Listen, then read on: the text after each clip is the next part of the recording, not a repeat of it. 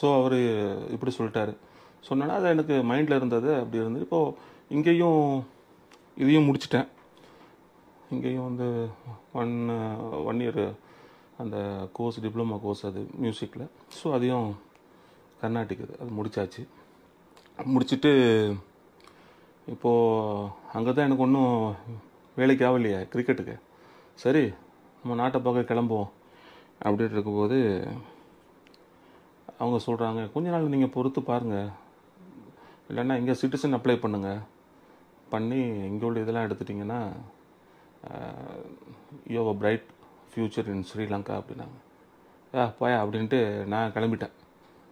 நான் வந்து திரும்ப பேக் டு இந்தியாவுக்கு வந்தாச்சு. இந்தியாவுக்கு வந்த பிறகு 2-3 டிகிரி 1-2 டிகிரி முடித்து தென் ஆஸ்திரேலியா போயிட்டேன். ஆஸ்திரேலியா போயிட்டோம் ஃபேமிலியாக. மேரேஜ் ஆச்சு, லவ் மேரேஜ் தான். ஒய்ஃப் வந்து சைல்ட்ஹுட் ஃப்ரெண்டுனா சின்னதுலேருந்தே எனக்கு தெரியும். நான் படித்தது செயின்ட் பீட்ஸு. அங்கே வந்து ஒரு டீச்சர் இருந்தாங்க, அவங்க பேர் கோம்ஸ் அப்படின்னு. அவங்க ஹஸ்பண்டு என் ஃபாதர் இன்லா. நாங்கள்லாம் வந்து என்னென்னா சின்னதுலேயே கிரிக்கெட் விளையாண்டுருக்குறோம். நான் சின்ன பையன். அந்த கோம்ஸ் அவங்க வீட்டுக்கு மேலே ராயப்பேட்டாவில் இருக்கும்போது அவர் பேர் என்னது இப்போ மறந்து போச்சு, பிரெஸ்டன் கோம்ஸ் அவரோட பேர். Preston Gomez. இவங்க அப்பா பேர் வந்து சிட்னி ஜான் வுட்வர்டு அப்படின்னு. அப்போ எனக்கு அவங்கள சின்னதுலேருந்தே தெரியும். ஸோ அவங்கள தான் நான் மேரேஜ் பண்ணேன். மேரேஜ் பண்ணிட்டு தென் வி வென்ட் டு ஆஸ்திரேலியாவில் அப்படியே இருந்தோம். ஆஸ்திரேலியாவில் இருந்து தென் அப்படியே வந்து நம்ம இங்கே என்னது திரும்ப சென்னைக்கு வந்துட்டோம்.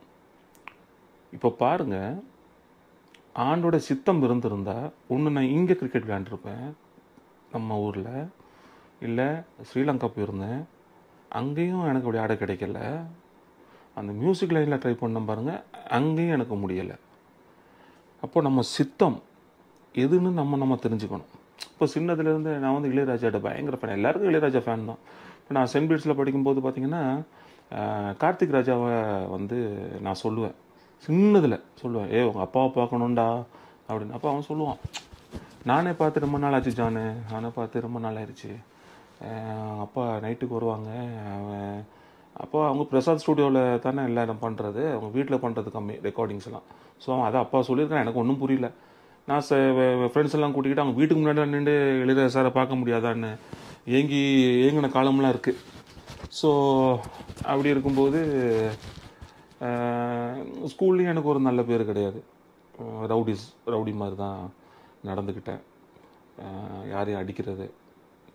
அதில் ஒரு சீன் பார்த்திங்கன்னா பெரிய ஒரு இஷ்யூவான ஒரு சீன் என்னென்னா, மகேஷன் இப்போ அவன் எங்கள் close friend, is engineer, is settled in USA. அவனும் சஞ்சய், இவங்க 2 பேருமே செட்டில்டு இன் யூஎஸ்ஏ. மகேஷை நான் அடிக்கிறேன் ஒரு இன்டர்வல் டைமில். எனக்கு அவருக்கு பிரச்சனை ஆகிட்டு, ஒரு 5th 6th ஸ்டாண்டர்ட் இருக்குன்னு நினைக்கிறேன், 7th ஸ்டாண்டர்ட் அப்படி இருக்கும். அடினா நெருப்படி அவனுக்கு உழுது. அப்போது யாரும் பார்க்கலன்னு நான் நினச்சிக்கிட்டு இருக்கிறேன், யாருமே பார்க்கல அப்படின்னு நினச்சிட்டு போயிட்டேன். இவன் அடுத்த நாள் பேரண்ட்ஸ் வர சொல்லிட்டாங்க, எங்கள் பேரண்ட்ஸையும். அவங்க பேர் எங்கள் அப்பா ஃபாரினில் இருக்கிறாங்க. இப்போ எங்கள் அம்மாவும் எங்கள் ஆச்சியும் வராங்க. அம்மாவோட அம்மா ஆச்சியும் ஸ்கூலுக்கு வந்தாங்க. காரில் வந்துட்டு என்னன்னு கேட்கும்போது, இப்படி அடித்து போட்டான், இப்படி எங்கள் வீட்டில் கேட்குறாங்க. எங்கள் அங்கிள் ஒருத்தர் கேட்குறாரு, மாமா ஒருத்தர் கேட்குறாரு, அதுக்கு என்ன சாட்சி இருக்கா, இவன் தான் அடித்தான்னு சாட்சி இருக்கா அப்படி. இருக்கே சாட்சி இருக்கே, 2 பேர் இருக்கானுங்க அப்படின்ட்டு சூர்யாவையும் கார்த்திகையும் கூட்டிகிட்டு வராங்க. இப்போ நானும் சூர்யா ஒரே கிளாஸ் தான். அதாவது கிளாஸ்னால் அவர் வந்து நான் வந்து ஏ செக்ஷன், அவன் வந்து பி செக்ஷன் அந்த டைம் அப்படி. அப்போது நான் மகேஷ் அடிக்கும்போது லைவாக பார்க்குறது கூடிய சான்சஸ் அவங்க அந்த கிளாஸஸுக்கு தான் இருந்திருக்கு. அது இவங்க பார்த்துட்டா அவங்க சொல்லிட்டாங்க. அப்படி அந்த மாதிரி அது சூர்யாவுக்கு இன்றைக்கி வரைக்கும் ஞாபகம் இருக்கும்னு நினைக்கிறேன். மறந்துருக்க முடியாத ஒரு சப்ஜெக்டு. அதுக்கு பிறகு சும்மா அது அவங்க அவங்க அண்ணன் தம்பி 2 பேரும் ஒன்றா தான் நிற்பாங்க, கிளாஸுக்கு வெளியே அப்படியே சாஞ்சிக்கிட்டு அப்படியே நிற்பாங்க. இப்படி ஒரு விட்னஸ் இருக்குதுன்னு எனக்கும் தெரியாது. அதுக்கப்புறம் நாளடைவில் நாங்கள் பேசி பழகிட்டோம், அது வேறு மேட்ரு. அப்படி அந்த மாதிரி ஸ்கூலில் வந்து எனக்கு அவ்வளவு பேட் நேம் எனக்கு இருந்தது. ஸ்கூலில் கட் அடிச்ச கிரிக்கெட் மேட்ச் பார்க்க போகிறது. ஸோ இதை சொல்கிறதுக்கு ஒரு காரணம் இருக்குது. அதே மாதிரி லோயலாவில் ஒரு 1 இயர் படித்தேன். லோயலாவில் பார்த்தீங்கன்னா யார் அந்த டைம் ஷாலினின்னு ஒரு ஆக்ட்ரஸ் இருந்தாங்க, இந்த காதலுக்கு மரியாதை அப்படி, ஆனால் பேபி ஷாலினின்னு சொல்லுவாங்க அந்த டைம். அவங்க அண்ணன் பேர் ரிச்சர்ட், இப்போ அவர் ஹீரோவெல்லாம் நடிச்சுக்கிட்டு இருக்காப்புல. நான் அவனு தான் பக்கத்தில் உட்காருவோம். அதனால 2 பேரும் அந்த டைம் க்ளோஸ். இப்போ கொஞ்சம் கேப் ஆயிடுச்சு. இப்போ கொஞ்சம் ஃபோனில் மட்டும்தான் பேசிக்கிறது, அதுவும் எப்போயாவது ஒருக்கா. இப்போ நான் கூட பேசியே இப்போ கொஞ்சம் சில ஒரு வருஷம் இருக்கும்னு நினைக்கிறேன். லாஸ்ட் இயர் என்னமோ தான் பேசினேன். ஏன்னா நான் அவங்கள டிஸ்டர்ப் பண்ணுறது கிடையாது பெருசாக. அதே மாதிரி CS அமுதன் கேள்விப்பட்டிருப்பீங்க, டைரக்டர். 2-3 படம் பண்ணார். எனக்கு படத்தில் பேர்லாம் ஞாபகம் கிடையாது, நான் ரொம்ப இன்வால்வ் ஆகுறது இல்லை மூவிஸில். அப்போது அவருக்கும் எனக்கும் பெரிய டச் கிடையாது, ஆனால் ரிச்சர்டுக்கும் எனக்கும் வந்து ரொம்ப க்ளோஸ் ஃப்ரெண்ட்ஷிப் அந்த டைமில் இருந்துச்சு. ஸோ ஸ்கூலில் இருக்கிற ஒரு மாஸ்டர், ஆக்சுவலாக அவர் வந்து ஒரு ஹோமோசெக்சுவல், அப்போ தான் ஸ்கூலுக்கு வந்திருக்காரு. எல்லாருக்கும் விளையாண்டு கடைசியில் எனக்கே கையை வச்சுட்டான். அடின்னா அடி பாருங்கள், ஸ்கூல் கிளாஸ் டைம் நடக்கும்போது அந்த லோயலாவில் உள்ள எல்லாருக்கும் தெரியும். அடின்னு அடித்து 3rd ஃப்ளோர்லேருந்து கீழே கிரவுண்ட் ஃப்ளோருக்கு நான் இழுத்துட்டு வந்தேன். அவன் டையை பிடிச்சி இழுத்துட்டு வந்தேன், அந்த அடி. இப்போ நான் நினைக்கிறேன் 9th ஸ்டாண்டர்ட் என்னமோ படிக்கிறேன், 9th ஸ்டாண்டர்டோ ஏதோ படிக்கும்போது அடின்னா அந்த அடி. ஸ்கூல்லேயே நான் ஃபேமஸ் ஆகிட்டேன் அந்த ஒரு வருஷத்தில். போய் 3-4 மாதத்தில் நான் ஃபேமஸ் ஆகிட்டேன் இந்த ஆள் அடித்ததோடைய. ஸோ அந்த மாதிரி விட்னஸ் நிறைய பேர் இருக்காங்க. இப்படி தான் இவன் உருப்பட மாட்டான், எனக்கே தெரியும் நான் உருப்பட மாட்டேன் அப்படின்னு. ஏன்னா ஃப்ரெண்ட்ஸு சரியில்லைங்க, டோட்டலாகவே சரியில்லை. இப்போது கொழம்புல போய்ட்டும் கூட அங்கே இருந்த காலகட்டங்கள் உண்மைக்கும் ரம்மியமான காலம் தான் சொல்லணும். அழகான நாடு. அங்கே இருக்கிற தமிழ் ஆட்களோட எனக்கு பெருசாக பழக்கம் கிடையாது. சிங்களீஸோடு தான் நான் நிறையா பழகினேன். ரொம்ப அன்பானவங்க, நம்ம இந்தியா மேலே ரொம்ப மதிப்பு வச்சுருக்கிறாங்க. நான் சொல்கிறது சிங்கள மக்களை பற்றி மட்டும்தான், அங்கே உள்ள தமிழர்களை கிடையாது. தமிழர்களை பார்த்திங்கன்னா நம்ம இந்த கண்டி நூறடியா மாத்திரை இந்த மாதிரி ஒரு ஏரியாக்கள் இருக்குது, நம்ம இந்தியா வம்சாவளிகள் அங்கே இருக்கிறாங்க, அவங்க ரொம்ப மதிப்புள்ளவங்க. மற்றவங்கெல்லாம் வந்துட்டு இந்த சுயநலத்துக்கு பேசுகிறவங்க. மற்ற இன்னொரு தமிழங்க இருக்காங்க பார்த்தீங்களா, அவங்க இந்த சுயநலத்துக்கு பேசுகிறவங்க. இங்கே வந்தால் நம்மளை பற்றி பேசுவாங்க, அங்கே போனால் நம்ம ஊரை ரொம்ப கேவலமாக பேசுவாங்க. ஆனால் சிங்களீஸ் வந்து அப்படி கிடையாது, நம்ம மேலே ரொம்ப அன்பு உள்ளவங்க, ரொம்ப பாசமாக இருப்பாங்க, இந்தியாவை பற்றி ரொம்ப கேர் பண்ணுவாங்க. எப்படி இருக்குது அந்த ஊர், எப்படி இருக்குது, நாங்கள் வரணும், அப்படி பண்ணணும். அது மாதிரி இங்கே வந்திருக்குறாங்க. நான் இங்கே வந்த பிறகு என்னை பார்க்க வந்தவங்க இந்த ஊரை பார்த்துட்டு ரொம்ப எவ்வளோ பெரிய ஊராக இருக்குது, எவ்வளோ பெரிய ரோடாக இருக்குது அப்படின்னு ரொம்ப அன்பாக பேசுவாங்க. போகும்போது அழுதுட்டு போயிருக்கிறாங்க. ஸோ அந்த மாதிரி அன்பானவங்க, அந்த அன்பானவங்களோடலாம் நான் பழகியிருக்கிறேன். இங்கே பொறுத்தவரையில், சென்னையில் பொறுத்தவரை நான் சூஸ் பண்ண ஆட்கள் சரியில்லை. நல்ல ஃப்ரெண்ட்ஸ்லாம் நான் கோட்டை விட்டுட்டேன். எங்கள் அப்பா வந்து என்னை வந்து நல்லா படிக்க வச்சாங்க. ஆனால் எனக்கு தலையில் ஏறல, கொஞ்சம் லேட்டாக தான் ஏறிச்சு. இனியும் ஆண்டோடைய கிருபையில் படிச்சுட்டேன், ஏதோ படித்தேன். அவங்க ஆசைப்பட்ட மாதிரி இன்றைக்கி ஒரு 10 டிகிரி முடிச்சிருக்கேன்னா அது ஆண்டருடைய பெரிய கிருபை. ஆண்டோடைய கிருபையில் ஒரு கரெக்டாக 10 டிகிரி முடிச்சிருக்கிறேன். போதும், 48 வயசு ஆயிடுச்சு. இதோட நம்ம வாழ்க்கை அடுத்தது என்ன கொண்டு போகணுங்கிறத மட்டும்தான் நம்ம பார்க்கணும். ஸோ இப்படியான யாருக்கிட்ட கேட்டாலுமே, நீங்கள் வந்து இப்போது நீங்கள் இந்த ரிச்சர்டுன்னு சொன்னோன்னே ரிச்சர்டுன்னு கேட்டாலும் சார் அமுதன், நான் அவங்க யாரையுமே நான் டிஸ்டர்ப் பண்ணுறது கிடையாது. ஏன்னா அவங்க ஃபீல்டில் அவங்க ரொம்ப பிஸியாக இருக்கிறாங்க. இப்போ நான் பார்க்கணுன்னு ஆசைப்பட்டால் நான் உடனே வான்னு தான் சொல்லுவாங்க. இல்லாட்டி நீ எங்கே இருக்கிற, நாங்கள் வந்து பார்க்குறோம். அந்த அளவுக்கு அந்த நல்ல மனசு உள்ளவங்க தான் எல்லாருமே, யாருமே குறை சொல்கிறது கிடையாது. அதே மாதிரி நானும் அவங்கள டிஸ்டர்ப் பண்ண விரும்பலை, ஏன்னா ஃபீல்டில் ரொம்ப பிஸியாக இருக்கிறாங்க. ஏன்னா சினி ஃபீல்டு என்னங்கிறது நம்மளுக்கு தெரியும், நல்லாவே தெரியும்.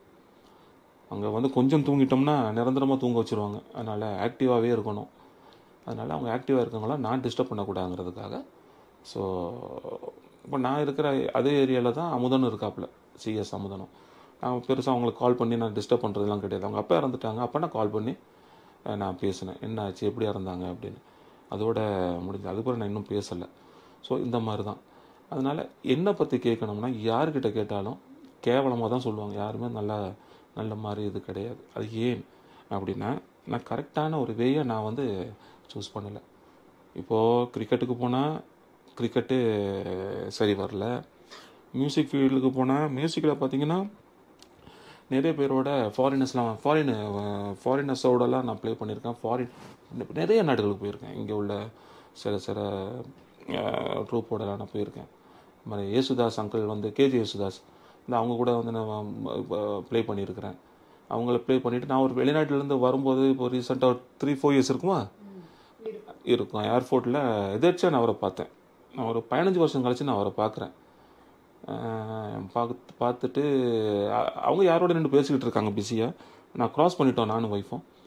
என்ன அது எங்கேயோ பார்த்த மாதிரி இருக்கே அப்படின்னு திரும்ப வந்து பார்த்தோன்னே அவர் என்ன பார்த்துட்டு நான் அப்படியே வெயிட் பண்ணிட்டு அவங்க போனோடனே அவங்ககிட்ட நான் பிளெஸ்ஸிங் வாங்கினேன். காலை தொட்டு பிளெஸ்ஸிங் வாங்கினோடனே, அங்கிள் என்ன தெரியுதா அப்படின்னு.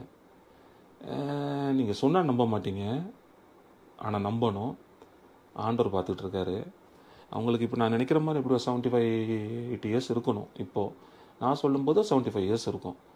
அவரோட மைண்டை பாருங்கள், அவன் பிரெயினோட ஷார்ப்னஸை பாருங்கள். நீங்கள் நம்புவீங்கிறதுக்காக நான் சொல்கிறேன். என் முழு பேரையும் கரெக்டாக சொன்னார். ஜான் பிரகாஷ் தானே அப்படின்னாரு. அந்த அளவுக்கு நான் அவர் வெளிநாடு போகும்போதெல்லாம் அவரோட வெளிநாடுல நான் இருக்கும்போதும் கூட அவரோட ட்ரூப்பில் நான் ப்ளே பண்ணியிருக்கிறேன்.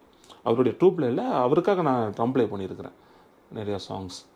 அது மாதிரி நிறைய ரெக்கார்டிங்ஸ், இங்கேயும் நிறைய ரெக்கார்டிங்ஸ். அது மாதிரி இன்னொன்று, நம்ம கொழம்புல இருந்தேன்னு சொன்னோம் பார்த்தீங்களா, அந்த டைமில் வந்து Sri Lanka broadcasting corporation SLBC and ITN independence television நெட்வொர்க்கில் நடக்கிற ரெக்கார்டிங்ஸ்லாம் நான் தான் நிறைய இது வந்து ட்ரம் ப்ளே பண்ணியிருக்கிறேன். ஸோ அப்போ நான் சிங்களம் பேச ஆரம்பிச்சிட்டேன். நான் கண்டினியூவாக பார்த்தீங்கன்னா சில வருஷம் தான் இருந்தேன். வேலை விட்டு எண்ணக்கூடிய வருஷம் தான் அங்கே இருந்தேன். நான் நல்ல மக்கள் நிறைய பேரை பார்த்தேன், சந்திச்சிருக்கேன், பேசியிருக்கேன், பழகியிருக்கேன். எனக்காக ரிஸ்க் எடுத்து என்னை பத்திரமா ஒரு யுத்த காலகட்டத்தில் அங்கே நான் ஒரு இடத்துல மாட்டிக்கிட்டேன். என்னை அனுப்பி பாதுகாப்பாக எனக்கு அனுப்பி வச்ச அங்கே இருக்கிற ஸ்ரீலங்கன் ஆர்மீஸ், அவங்களுக்கு நான் நன்றி சொல்லணும். சொல்லாமல் இருக்க முடியாது. அதெல்லாம் நான் எப்போயோ செத்துருப்பேன். ஏதோ ஒரு நாட்டில் நான் செத்து எங்கே புதைச்சிருப்பாங்கன்னு கூட எனக்கு தெரியாது. ஆண்டவருடைய கிருபையில் ஆண்டவர் அவங்க மூலமாக எனக்கு உதவி செஞ்சு நானும் ஒய்ஃபும் இன்றைக்கி ரொம்ப பத்திரமா இந்த நாட்டில் இருக்கிறோம்னா திரும்ப வந்து அது ஆண்டவருடைய கிருபை அவங்க மூலமாக. ஸோ நான் யாரையும் குறை சொல்கிறதுக்கு எதுவும் கிடையாது. நம்ம வாழ்க்கை நாம் சரியாக வந்து பிளான் பண்ணாதனால இவ்வளவு கோதாரி கூட்டம்லாம் நடந்துச்சு. இதுதான் உண்மை, வேறு எதுவுமே கிடையாது. இதுதான் உண்மை, இதுதான் ஃபேக்ட்.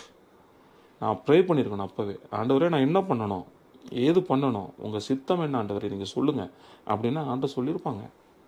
இதே நேரத்தில் நான் சர்ச் வைஸ் ஆண்டோடைய ஊழியத்துக்காக எதாவது செய்ய போனால் சக்ஸஸ் ஆகிடும். அப்போ எனக்கான அந்த வழி என்னதுங்கிறத நான் ரொம்ப லேட்டாக தான் தெரிஞ்சுக்கிட்டேன். இங்கே கூட வந்து நான் ரேடனில் இருந்தேன். ரேடன் ராதிகா அவங்க இதில் வந்து இருக்கும்போது ஒரு ஆர்ட் டைரக்ஷன் இதில் எனக்கு இது பண்ணிட்டாங்க.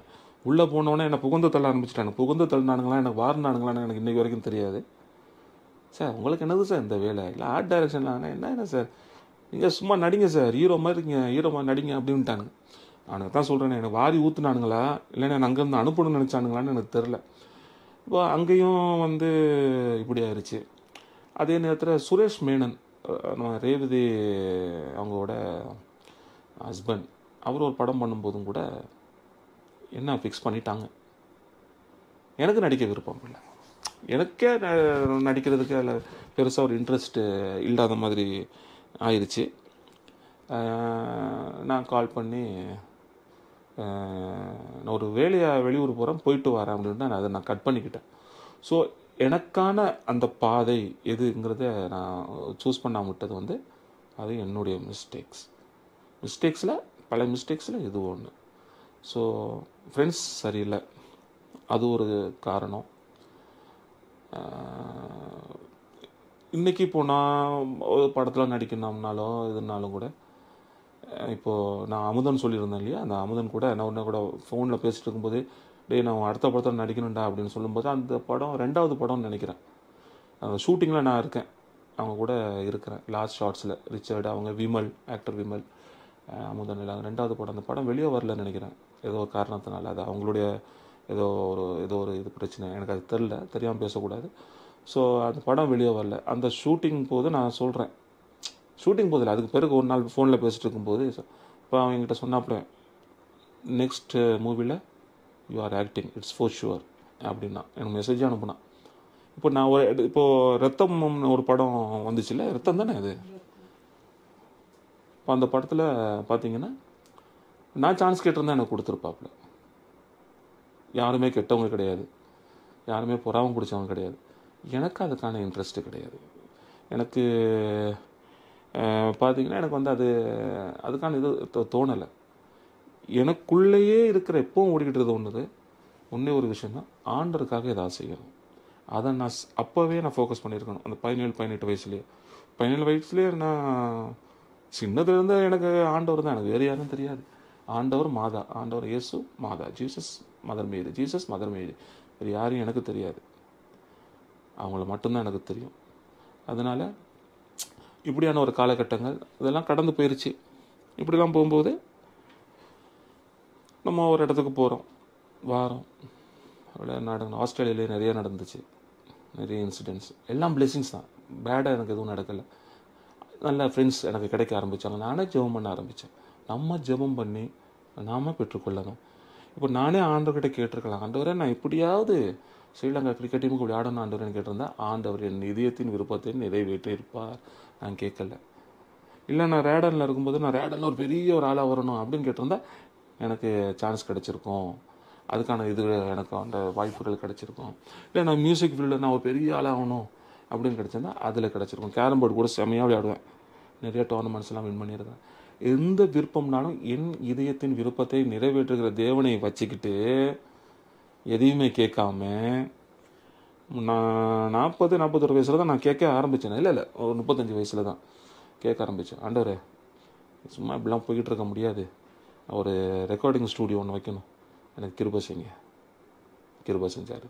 இதை நான் அப்போ கேட்டிருந்தேன்னா என்ன சொல்ல வரேன், கேளுங்கள் உங்களுக்கு கொடுக்கப்படும் ஆண்டவர் சொல்லியிருக்காங்க.